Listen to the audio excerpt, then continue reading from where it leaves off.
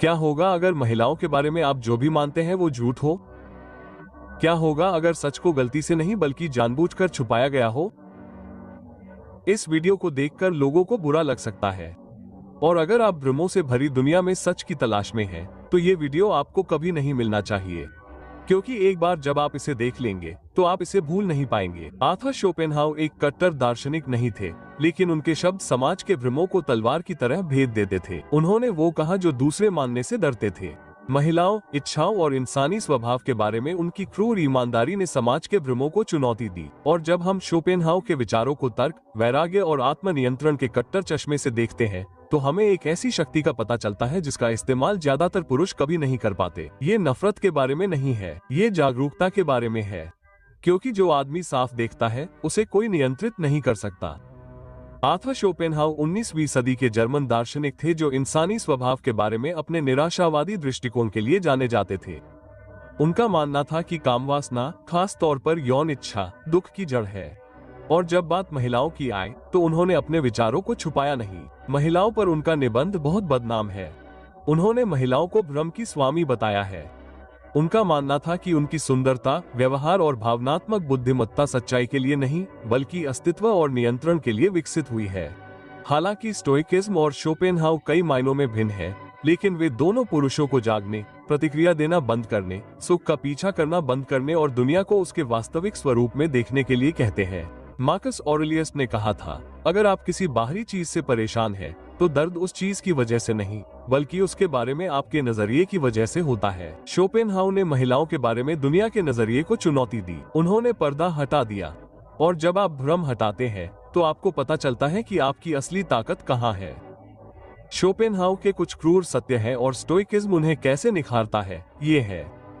1. महिलाएं तर्क नहीं, भावनाओं का इस्तेमाल करती है। शोपेनहाउर का मानना था कि महिलाएं भावनाओं से ज्यादा संचालित होती हैं, अमूर्त विचारों में कम सक्षम होती हैं। आप सहमत हो या ना हो, उन्होंने इसे नैतिकता नहीं बल्कि अस्तित्व के लिए एक उपाय माना। भावनाएं न तो अच्छी होती हैं और न ही बुरी, लेकिन जैसा कि एपिक्टेट्स ने कहा, आपके साथ क्या होता है यह मायने नहीं रखता, बल्कि यह मायने रखता है कि आप कैसे प्रतिक्रिया देते हैं। अगर महिलाएं भावनात्मक रूप से काम करती हैं, तो स्टोइक पुरुष उनकी भावनाओं से मेल नहीं खाता। वो फ्रेम को पकड़ लेता है, वो शांत रहता है, वो बहस नहीं करता, वो देखता है।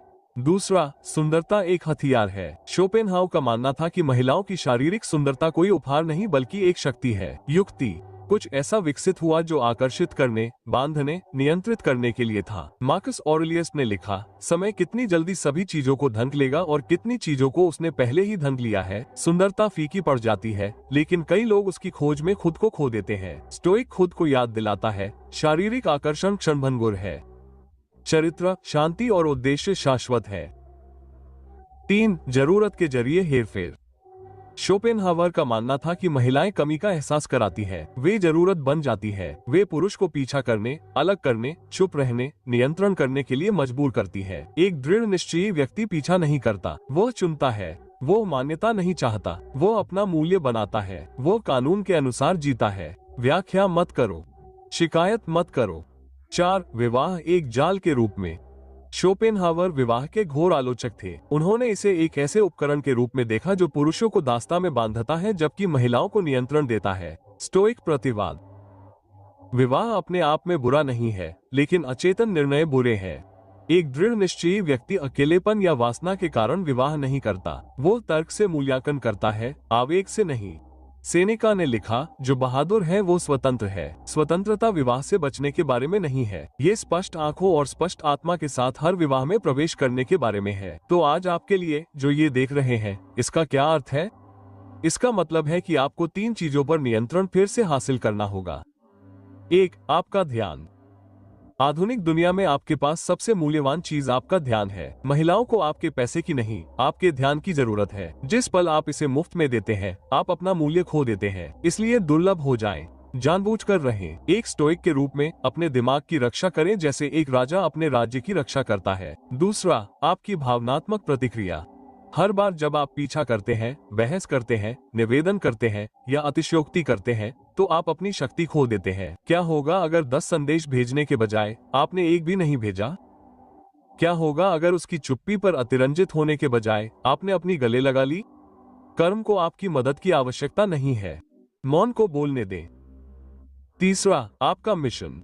आप किसी के भावनात्मक समर्थन प्रणाली के लिए नहीं पैदा हुए हैं।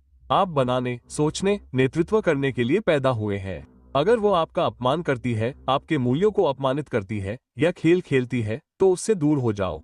गुस्से में नहीं, ताकत में। क्योंकि नियंत्रण में रहने वाले व्यक्ति को उस पुरुष से ज्यादा कुछ नहीं डराता है जिस पर वह अब प्रभाव नहीं डाल सकता। शोपेनहाउ एक बात के बारे में सही थे, भ्रम हर जगह है, लेकिन जब आप उनकी क्रूर स्पष्टता को स्टोइक आत्मनियंत्रण के साथ जोड़ते हैं, तो आप एक ऐसे व्यक्ति बन जाते हैं जो खेल को समझता है। आप पीछा करना बंद कर देते हैं, आप खुश करना बंद कर देते हैं, आप समझाना बंद कर देते हैं, और तब सब कुछ बदल जाता है। क्योंकि जब आप अंततः खुद पर काबू पा लेते हैं, तो कोई और आप पर काबू नहीं पा सकता है। अगर इस वीडियो ने आपके अंदर कुछ जगाया है, तो टिप्पणी में स्पष्टता लिखें। सब्सक्राइब करें।